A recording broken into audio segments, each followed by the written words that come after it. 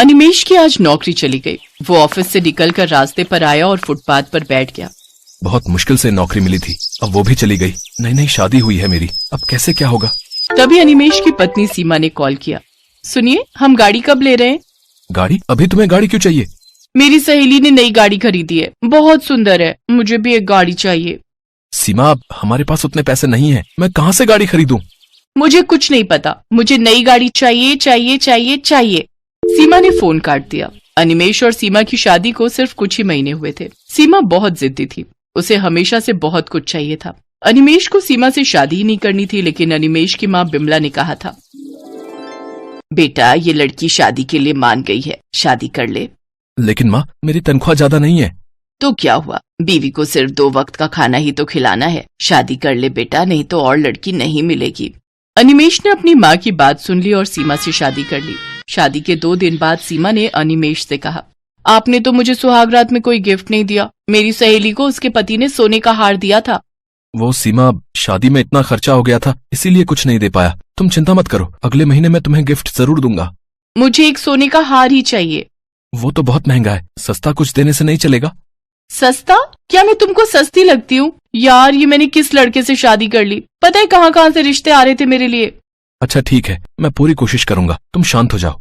अगले महीने अनिमेश अपनी पूरी सैलरी से सीमा के लिए एक सोने की अंगूठी खरीद कर लाया, लेकिन उससे भी सीमा खुश नहीं हुई।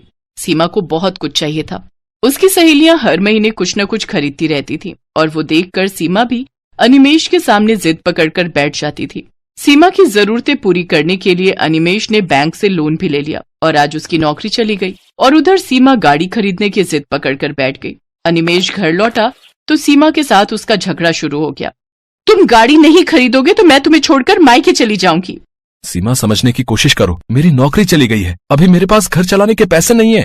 तो मैं क्या करूं? मुझसे शादी क्यों की थी? घर चलाने का दम नहीं है, लेकिन शादी जरूर करनी है।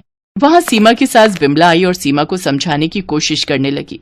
बहू, जिद करना अच्छी बात नहीं है, मेरा बेटा कोशिश तो कर रहा है। आप बीच में मत बोलिए, मैं कुछ नहीं सुनना चाहती। मुझे गाड़ी चाहिए, मुझे भी सहेलियों को दिखाना है कि मेरे पास गाड़ी है। सीमा ने खाना नहीं बनाया। रात को सीमा की सहेली ने उसे वीडियो कॉल किया। सीमा ये देख, हमने भी नई गाड़ी ले ली, तू कब ले रही है? अब मैं भी इसी महीने गाड़ी ले लूंगी। इतनी महंगी गाड़ी लूंगी ना, तू देखती रह जाएगी। हाँ। अनिमेश छुपकर ये देखता रहा और मन ही मन सोचता रहा। मैंने माँ से कहा था कि मुझे शादी नहीं करनी, लेकिन माँ ने जबरदस्ती मेरी शादी करवा दी। अब मुझे ही भुगतना पड़ रहा है, क्या करूं? अब गाड़ी कहाँ से लाऊं? अगले दिन अनिमेश नई नौकरी ढूंढने के लिए निकल गया। उसने 2-3 कंपनी में इंटरव्यू दिया, लेकिन कहीं भी उसे नौकरी नहीं मिली। देखो, अभी मार्केट में नौकरी की हालत बहुत खराब है और ऊपर से तुम ज्यादा अनुभवी भी नहीं हो, तुम्हें कैसे नौकरी पर रख लूं? लेकिन तुम्हें ये नौकरी चाहिए क्यों? मेरी पिछली नौकरी भी चली गई है, इसीलिए। अच्छा, समझ गया, लेकिन मेरे यहाँ ऑफिस में कोई नौकरी नहीं है। सर, मुझे एक नौकरी दे दीजिए, मैं कुछ भी करने के लिए तैयार हूँ। तुम्हें गाड़ी चलाना आता है? हाँ सर। मुझे एक ड्राइवर चाहिए, मैं तुम्हें ड्राइवर का काम दे सकता हूँ और रात को तुम गाड़ी अपने घर ले जा सकते हो। मैं राजी हूँ सर। ठीक है, तुम्हारी नौकरी पक्की, लेकिन सुबह सुबह गाड़ी लेकर आनी पड़ेगी। मुझे घर से ऑफिस और ऑफिस से घर छोड़ना पड़ेगा। अनिमेश राजी हो गया। उसके दिमाग में एक आइडिया आया। रात को अपने बॉस को घर छोड़ने के बाद गाड़ी लेकर वो अपने घर चला गया। गाड़ी देखकर सीमा खुशी के मारे नाचने लगी। अरे वाह, कितनी बड़ी गाड़ी है, कितनी सुंदर है। हाँ सीमा, तुम कब से गाड़ी खरीदना चाहती थी ना, इसीलिए आज गाड़ी खरीदी लाया। हमारी पहली गाड़ी। बहुत सुंदर है। बेटा, तुझे नई नौकरी मिल गई है क्या? हाँ माँ, इसीलिए तो गाड़ी खरीद ली। चलिए, आप दोनों गाड़ी में बैठ जाइए। माँ और बीवी को गाड़ी में बिठाकर अनिमेश शहर के रास्तों में घूमने लगा। उसने अपनी माँ और बीवी से झूठ कहा। सीमा अपनी सहेलियों को वीडियो कॉल में गाड़ी दिखाने लगी। ये देख, कितनी बड़ी गाड़ी है, कितनी सुंदर है और बहुत महंगी भी है। सीमा को खुश देखकर अनिमेश भी बहुत खुश हुआ, लेकिन अनिमेश को नहीं पता था कि उसका ये झूठ एक न एक दिन पकड़ा जाएगा। कुछ महीनों तक घर में शांति बरकरार रही। सीमा को उसकी सहेली ने कॉल किया। सीमा, आज हम शॉपिंग करने जा रहे हैं, तू भी चल हमारे साथ। ठीक है, मैं गाड़ी लेकर आती हूँ। सीमा गाड़ी लेकर चली गई। उधर अनिमेश का बॉस ऑफिस जाने के लिए तैयार होकर बैठा रहा। अरे, अभी तक तो अनिमेश को गाड़ी लेकर आ जाना चाहिए था, वो आया क्यों नहीं? बॉस ने अनिमेश को कॉल किया। अनिमेश नींद से उठा और देखा गाड़ी गायब है। माँ, गाड़ी कहाँ गई? वो तो बहू लेकर चली गई है बेटा, तू आज बस से ऑफिस चला जा। अरे यार, अब इन्हें कैसे बताऊं कि ये गाड़ी ही मेरा ऑफिस है?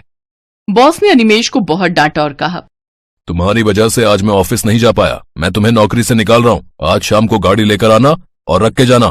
दोपहर को सीमा गाड़ी लेकर लौट आई और तभी बैंक से कुछ लोग आ गए। अनिमेश कौन है यहाँ? मैं हूँ। क्या बात है? बैंक का लोन नहीं चुकाया तुमने? ये तुम्हारी गाड़ी है ना? हम इसे लेकर जा रहे हैं। ये बोलकर वो आदमी गाड़ी लेकर चला गया। अब क्या होगा? सब कुछ बर्बाद हो गया। गाड़ी भी चली गई, नौकरी भी चली गई। नौकरी चली गई, लेकिन क्यों? तुम आज बस से ऑफिस क्यों नहीं गए? अरे वो गाड़ी ही मेरा ऑफिस है। मैं ड्राइवर का काम करता हूँ। अनिमेश ने अब सब कुछ सच सच बता दिया। अब मुझे पुलिस उठा कर ले जाएगी। अब मुझे जेल में सड़ना पड़ेगा। सब कुछ तुम्हारी वजह से सीमा, तुम्हारे लालच की वजह से आज मेरा सब कुछ बर्बाद हो गया। पुलिस का नाम सुनकर सीमा डर गई। माफ कर दीजिए मुझे, वो सहेलियों के चक्कर में मैंने आपको बहुत परेशान किया। बहू, तुम इस घर की बहू हो। बहुओं का काम होता है घर को सुरक्षित रखना, लेकिन तुम्हारी वजह से आज सब कुछ बिखर गया। सीमा को अपनी गलती समझ में आ गई। उसने सारे जेवर बेच डाले और उससे बैंक का लोन मिटाकर गाड़ी छुड़ा लाई। अनिमेश बॉस के घर गाड़ी लौटाने गया। सीमा भी उसके साथ गई और बॉस से माफी मांग ली। सीमा को रोते हुए देखकर बॉस ने अनिमेश को नौकरी से नहीं निकाला। बॉस ने कहा, बहू, जिद और लालच करने से बुरा ही होता है। मन लगाकर काम करो। एक न एक दिन तुम्हारे घर में नई गाड़ी जरूर आएगी। अनिमेश के साथ साथ सीमा भी नौकरी करने लगी। घर में सुख शांति छा गई और कुछ सालों में उन्होंने अपने दम पर पहली गाड़ी खरीद ली और सभी एक साथ खुशी खुशी रहने लगे।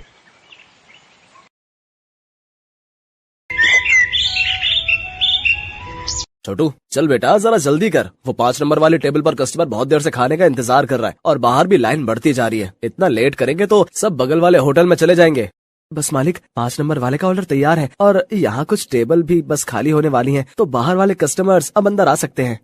ये है सत्यभान और इसका होटल अतिथि देवो भव। जैसा इस होटल का नाम था, ठीक वैसा ही यहाँ का काम था। होटल के अंदर आने से पहले हर कस्टमर का तिलक किया जाता था और फिर बड़े ही सम्मान के साथ उसे बिठाकर खाना परोसा जाता था। इस अनोखे तरीके की वजह से ही सत्यभान का ये होटल बहुत मशहूर था और बड़ी दूर दूर से लोग यहाँ खाना खाने आते थे। होटल के खाने का बढ़िया स्वाद और यहाँ की साफ सफाई भी एक बड़ी वजह थी कि आसपास के कई होटलों और ढाबों को छोड़कर कस्टमर सत्यभान के पास ही आते थे। सर, मेरा नाम रमन है। मैं पब्लिक टाइम्स अखबार से आया हूँ। मुझे आपका इंटरव्यू करना है। अच्छा, हाँ, क्यों नहीं, आइए आइए। रुकिए, पहले मैं आपका तिलक करूंगा। हाँ, अब ठीक है। अब आप यहाँ आराम से बैठिए। छोटू, जल्दी से साहब के लिए गर्मा गर्म कचौड़ियाँ और बढ़िया चाय तो लेकर आ। हाँ तो सत्यभान जी, सबसे पहले मैं आपका पूरा होटल और यहाँ की किचन देखना चाहूंगा। वैसे सुना तो मैंने ये है कि आप किसी को भी अपनी रसोई में लेकर नहीं जाते, लेकिन मुझे तो आपके वहाँ लेकर जाना ही होगा, वरना ये इंटरव्यू अधूरा रह जाएगा।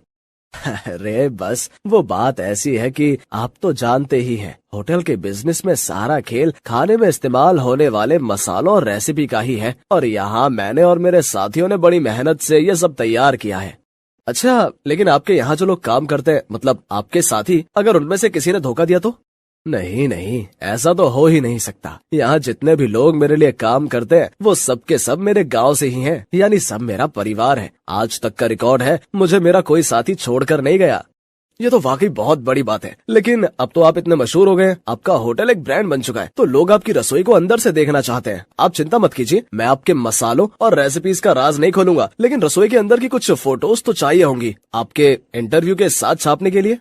सत्यभान उस पत्रकार को समझाने की कोशिश करता है, लेकिन वो खुद ही उस पत्रकार की बातों में फंस जाता है। अखबार में अपना इंटरव्यू और फोटो छपने की बात से वो बहुत खुश था और इसी खुशी में वो बह गया और उस पत्रकार को उसने अपने होटल का एक एक कोना बहुत अच्छे से दिखाया। साथ ही अपनी रसोई में ले जाकर अपने सारे तौर तरीकों और रेसिपीज का भी अनजाने में खुलासा करता गया। वो पत्रकार होटल की लगभग हर चीज की तस्वीर ले रहा था। इंटरव्यू के दौरान उसने सत्यभान से कई सवाल पूछे, जिनके जवाबों में सत्यभान के सारे सीक्रेट खुलते जा रहे थे। अच्छा सत्यभान जी, बहुत अच्छा लगा आपसे मिलकर। इंटरव्यू के लिए शुक्रिया। अब मैं चलता हूँ। जी, आपका बहुत शुक्रिया। अब वैसे ये सब कब छपेगा अखबार में? बस यही 1-2 दिन में। मैं आपको फोन पर इन्फॉर्म करूंगा। इतना कहकर वो पत्रकार सत्यभान के होटल से बाहर निकलता है और कुछ दूर पहुंचते ही मुस्कुराते हुए अपने गले में पहना हुआ आई कार्ड उतारकर एक कूड़े के ढेर में फेंक देता है। बड़ा अक्लमंद समझता था खुद को, एक नंबर का बेवकूफ निकला ये तो। असल में ये आदमी कोई पत्रकार था ही नहीं, पास ही मौजूद एक दूसरे होटल के मालिक का रिश्तेदार था जो पत्रकार बनकर सत्यभान के सारे सीक्रेट जानने के लिए उसके पास गया था। ये आदमी अपने मकसद में पूरी तरह से कामयाब हो चुका था। इधर सत्यभान रोज सुबह के अखबार में अपने इंटरव्यू के छपने का इंतजार कर रहा था। जा छोटू, देख तो अखबार आ गया होगा। अब तो पूरे 4 दिन हो लिए, आज तो पक्का अपनी फोटो छपी होगी। छोटू फौरन उस दिन का अखबार लेकर आता है, लेकिन बीते दिनों की तरह उसमें भी सत्यभान और उसके होटल का जिक्र तक नहीं था। ये देखकर सत्यभान उदास हो जाता है। ऐसा कई दिनों तक होता रहा। फिर सत्यभान ने उम्मीद ही छोड़ दी और ये सब कुछ भुला दिया। फिर एक दिन अचानक सत्यभान के होटल में रेड पड़ जाती है। फूड इंस्पेक्टर अपने कुछ आदमियों के साथ सत्यभान के होटल पहुंचते हैं और वहां मौजूद हर चीज की जांच करने लगते हैं। देखिए, हमें आपके होटल के खिलाफ शिकायत मिली है कि आप खाने में नकली सामान का इस्तेमाल करते हैं। ये कैसी बातें कर रहे हैं आप? सालों से मैं इस होटल को चला रहा हूँ, वो भी पूरी ईमानदारी से। अगर ऐसा है तो हमें यहाँ की तलाशी लेने दीजिए। चलिए हटिए यहाँ से। पूरी टीम होटल का कोना कोना छानने लगती है। तभी उन्हें किचन के पास एक छोटा सा दरवाजा दिखता है। फूड इंस्पेक्टर खुद इस दरवाजे को खोलकर अंदर जाते हैं तो उन्हें काफी मात्रा में नकली घी, तेल, नकली मसाले जैसी कई चीजें मिलती हैं। तो ये है तुम्हारी ईमानदारी का सबूत? हाँ, शर्म आनी चाहिए तुम्हें। सत्यभान को कुछ समझ ही नहीं आ रहा था कि आखिर उसके साथ हुआ क्या। खाद्य विभाग की टीम सत्यभान के होटल को सील कर देती है। साथ ही सत्यभान को जेल भेज दिया जाता है। एक ही पल में सत्यभान का सब कुछ बर्बाद हो गया था। उसका परिवार सड़क पर आ गया था। सत्यभान खुद को बेगुनाह साबित नहीं कर सका और उसका सब कुछ जुर्माने की रकम अदा करने में चला जाता है। उसके गांव के लोग जो उसके लिए काम किया करते थे वो भी उसका साथ छोड़कर गांव वापस चले जाते हैं, सिवाय छोटू के। चलो, तुम्हारी जमानत हो गई है। जमानत की बात सुनकर सत्यभान चौंक जाता है। वो बाहर आकर देखता है तो एक वकील के साथ खड़ा छोटू उसका इंतजार कर रहा था। छोटू, तूने ये सब कैसे किया बेटा? तेरे पास इतने पैसे कहाँ से आए? मैं तो बिन माँ बाप का एक लावारिस था मालिक। आपने मुझे सहारा दिया था तो मैं आपको इस हाल में अकेला कैसे छोड़ देता? आपको याद है, मैं हर महीने की तनख्वाह से कुछ पैसे जोड़ता था अपनी आगे की पढ़ाई के लिए। बस वही आज काम आ गए। छोटू की बात सुनकर सत्यभान की आंखों में आंसू आ जाते हैं और वो छोटू को गले लगा लेता है। लेकिन अभी भी सब कुछ ठीक नहीं हुआ था। शहर भर में सत्यभान का नाम खराब हो चुका था। इसलिए सत्यभान अपने परिवार और छोटू के साथ शहर छोड़कर अपने गांव चला जाता है। वहां बांस के बड़े बड़े जंगल थे जिनके बीचों बीच एक छोटी सी झोपड़ी बनाकर सत्यभान और उसका परिवार रहने लगता है। सत्यभान के पास गुजर बसर के लायक भी पैसे नहीं थे, इसलिए उसे कुछ तो करना ही था। तभी एक दिन उसने गांव के एक बच्चे को एक आधे कटे बांस में कुछ खाते हुए देखा। सत्यभान उस बच्चे के पास गया और उससे बोला, बेटा, ये क्या खा रहे हो? ये हरे बांस का अचार है और ये रोटी है। ये बर्तन, ये भी बांस से बना है। वो यहाँ गांव में बांस ही सबसे ज्यादा उगता है ना, तो हम लोग इसी का ज्यादा से ज्यादा इस्तेमाल करते हैं। उस बच्चे की बात सुनकर जैसे सत्यभान के दिमाग के घोड़े दौड़ने लगे। उसने फौरन छोटू को अपने पास बुलाया और उसे कुछ समझाने लगा। फिर अगले दिन तड़के सुबह ही वो छोटू के साथ बांस के जंगल में गया और ढेर सारी बांस की लकड़ियां काट कर ले आया। सत्यभान और छोटू दिन रात लगे रहे और देखते ही देखते उन दोनों ने सिर्फ बांस की मदद से पूरा का पूरा होटल बनाकर तैयार कर लिया, जहां दीवारें भी बांस की थीं और सारे बर्तन भी। अब सवाल ये था कि इस होटल में पकेगा क्या?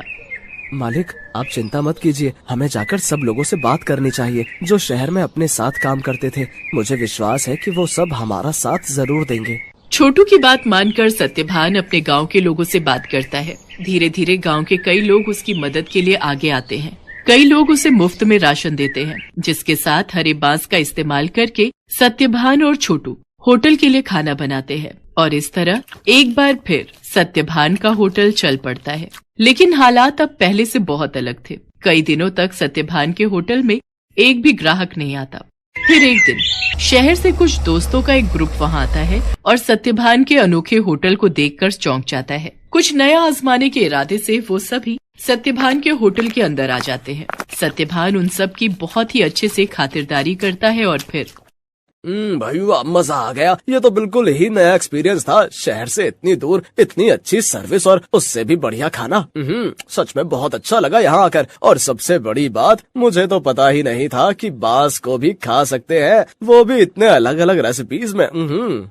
सत्यभान के खाने और अलग किस्म के होटल की तारीफ वो सभी दोस्त अपने दूसरे दोस्तों से जाकर करते हैं, जिसके चलते और भी लोग खास तौर पर सत्यभान के होटल में खाना खाने वहां पर आते हैं। सत्यभान की सर्विस और खाना बहुत जल्दी अपना पहचान बना रहा था। लोग शहर के हाई फाई होटल छोड़कर सत्यभान के पास गांव में आ रहे थे। धीरे धीरे सत्यभान की गाड़ी पटरी पर आने लगती है और उसके पुराने साथी जो गांव में ही थे वो भी उसके पास काम पर लौट आते हैं।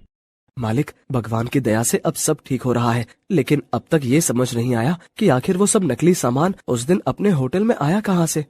ये पहेली तो सच में सुलझानी ही होगी छोटू। मुझे लगता है मुझे कुछ करना चाहिए।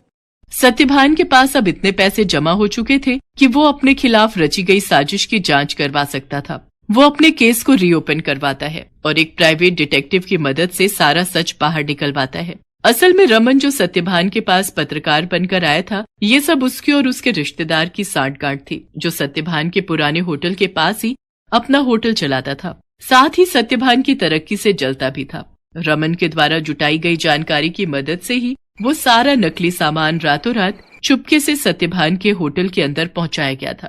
प्राइवेट डिटेक्टिव ने सारे जरूरी सबूत जुटा लिए थे, जिनकी मदद से दूध का दूध और पानी का पानी हो गया। दोषियों को सजा मिली और सत्यभान को उसकी खोई हुई इज्जत। शहर में मौजूद सत्यभान की सारी संपत्ति उसे वापस मिल जाती है, जहां सत्यभान फिर से अपना होटल शुरू करता है, लेकिन बिल्कुल नई थीम, नए तौर तरीकों और नई रेसिपीज के साथ। Best buddies. Hello friends, thanks for watching this video.